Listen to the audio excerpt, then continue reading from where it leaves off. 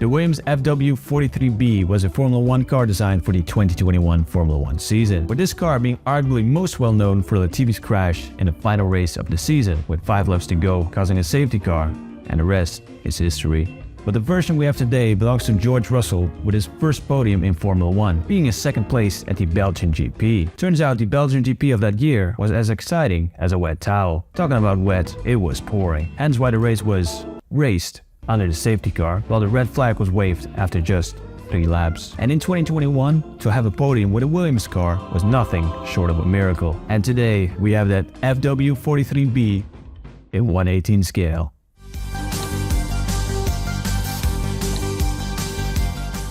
Hello everybody, today we're not going to review Spark or GP replicas. Today we have Minichamps once again. Last time I actually did a Minichamps review was a while back, and that was Mick Schumacher's Haas from 2021 with the Ucrali livery, which is basically banned now. So the reason for me getting this is obviously 2023 as of right now is a little bit of a boring season. I'm sorry, I'm a Red Bull fan, I have to admit it's pretty boring at the moment. I want to reflect back on 2021. As I said before, I thought it was one of the best seasons I've ever seen. I remember doing a top 50 video where I called the 2021 season one of the best seasons ever, and I got a lot of flack for that. So look at you now.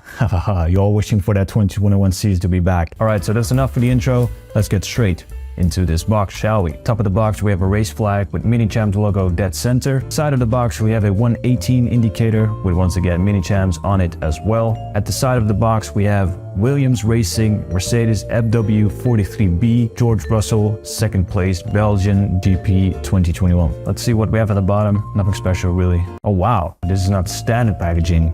This is collector's packaging. That's it for the box. Let's crack it open, shall we?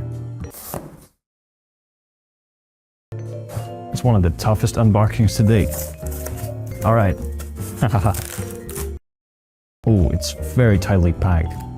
This is taking forever. What the hell? Alright, there we go. Alright, nice. So I have to say, it's much lighter than I anticipated. If we flip it around, you can see how they have velvet padding at the bottom. That's a really nice touch, I have to say that. And they also cover up the holes with special stickers, which is interesting. When you look at this car, one thing springs to mind right away. My theory would be that in 2021 there was a group of designers in quarantine that basically had a task to make the 2021 livery, and each had their own individual part of the livery, and before launch day they had something like, oh, we have to hash something together, and they created this in front of us. I have to say, this livery really grew on me. I didn't like it at first, but I have to say, now when I look at it, it's not beautiful, but it's not as bad as I thought it would be. To be honest, I even like it. Let's do what we always do, work from our front all the way to the back of this car, shall we? So front wing of this car is looking pretty plain. Don't have any sponsors on the flaps. Kind of reminds me of the color scheme of the BMW Williams back in the day. Nice to see a sensor on the inside of the wing end plate. Unfortunately, with Minichamps, once again, no slots between the flaps. Yeah. Outside of the wing end plates, we have a nice little logo of Acronis with a hint of yellow there too. That's basically the front wing, really. Then we get to the nose of this car, and I have to say, all the way at the top, we see this beautiful carbon fiber pattern, and I have to give it to Minichamps. I really like their carbon fiber patterns. It's not too black as in with some Spark models. It's more of a anthracite. I'm not really sure what the term is. So all the way at the top of the nose, we have a Williams logo. Above that, we have Sofina, Pirelli, Lavazza, and Fusion, which was also still present in 2021, were these cape floors underneath the nose. Then we get to the suspension bit. Look at that suspension. It's something very weird going on there, because if you look at the bars with hashtag WeRaceAs1, you see how they connect before connecting to the wheel. I've never seen suspension in that way before. That leads us to the wheels. So full wet tires, which makes it interesting for me because I've never had a model with full wet tires before, and now I've collected every single tire. They're almost like infinity stones to me. Rims looking really interesting. We have these 5-spoked wheels, which I don't see too often in Formula 1 actually. On the sidewall of the tire we have Pirelli in blue, and we also have, and I always struggle to pronounce this, we have the Cinturato, but Pirelli is Italian, so it basically should be Cinturato. They're threaded pretty nicely and they feel pretty soft. I really like that. Front of the driver's cell, We have race number 63. I don't know what it is about this race number, but I don't know. Some race numbers to me are so insignificant, like number 63. I mean, I don't know. I can't explain now. Well, shut the fuck up. Side of the driver's cell. Oh yeah, we have this barge board section. I haven't used that term in a long time. A barge board section. Once again, they're not really favoring too much cutouts there. For this model, it's pretty okay, to be honest. They don't really have any aerodynamics on the 2021 Williams anyway. Let's go to the cockpit, shall we? Once again, another big plus point for Minichamps are two things I see right away. A very accurate steering wheel. We still have to see today where they just race with a quote-unquote normal steering wheel. Another big plus point for Minichamps would be the driver height in the cockpit. I think they always hit that spot on. Talking about that helmet, we have a nice little red helmet going on here. I'm not really sure what my opinion was when I made the helmet tier list. Pretty sure it wasn't really positive. With a plus point comes a negative point, which is basically this the visor, which is once again this brown ugly visor. I have to say, I saw some recent models of them with reflective film, and that is nice. That is what you should do. That's very good. Side part of this car are actually relatively short. If you look at the car from the top, this is one chunky boy. Look at that. Only 21 cars which had a Mercedes engine had extremely big bulges on the engine covers. This is probably the part of the livery people hate the most, with all these patterns and stripes going on there. I do have to say, I think they integrated that Williams W pretty nice. And that's not the W for Williams, that's a W for Latifi for crashing in the wall in Abu Dhabi in 2021. Good job. Also have a sponsor there of Lavazza. Once again, I really like that carbon fiber. Look at that. Has a nice shine on there as well. At the shark fin, we also have number 63, which I forgot to mention. Look at the angle of this rake that this car has. Look at that. That's one steep angle. Look at that. Rear suspension is actually partly covered by the engine cover, so we can't really see that, to be honest.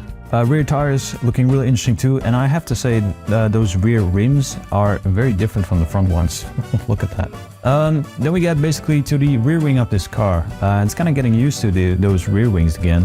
Those very square rear wings. The wing end plate looking really interesting. We have this logo of Bursa Integrity Group, and on the inside of the wing end plate we basically have Financial Times, looking interesting. The front of the DRS flap, we have a Williams logo, and unfortunately we don't have a gap between the flaps. Play the sad music. Anyway, rear of the car we have this Sofina logo, looking interesting. It would take a little bit, oh, wait. Play it back.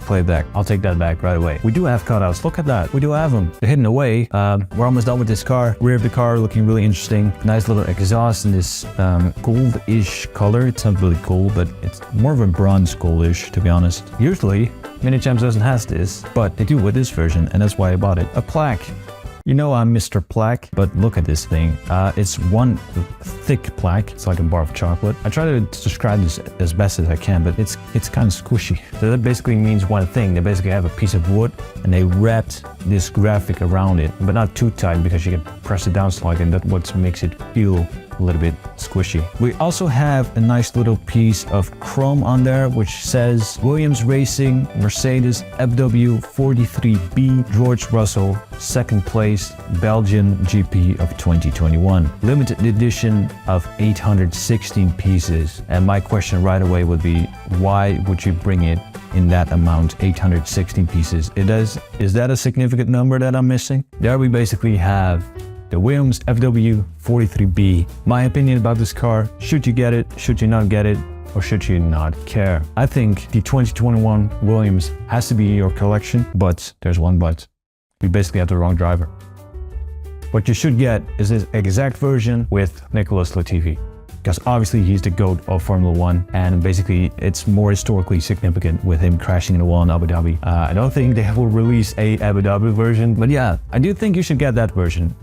This version is completely up to you. I mean, it's his first podium in Formula 1. His first place was in Brazil, I believe it was, and his first pole position in Hungary in 2022. So yeah, it's basically up to you. What do you think is more significant? George Russell's first podium in Formula 1 or Latifi's crash with this exact Williams in Abu Dhabi? My opinion would be that Latifi is a little bit more historically significant for that fact, but anyway. That's basically my review of the Williams FW43B, driven by George Russell, by Minichamps. That basically means one more thing: I won't ever have to read your comments about me never reviewing Minichamps ever again. I reviewed them 2 times, so keep your mouth shut. So yeah, that's basically the video for today. Thank you very much for watching. I really sincerely hope you liked it. I also hope you liked that new intro. I haven't received too much feedback on that yet. Oh well, I think I will keep that intro based on the retention time it gets. But anyway, thank you very much for watching this video. Don't forget to like and subscribe as always. And I basically can't wait to see you in the next video as well.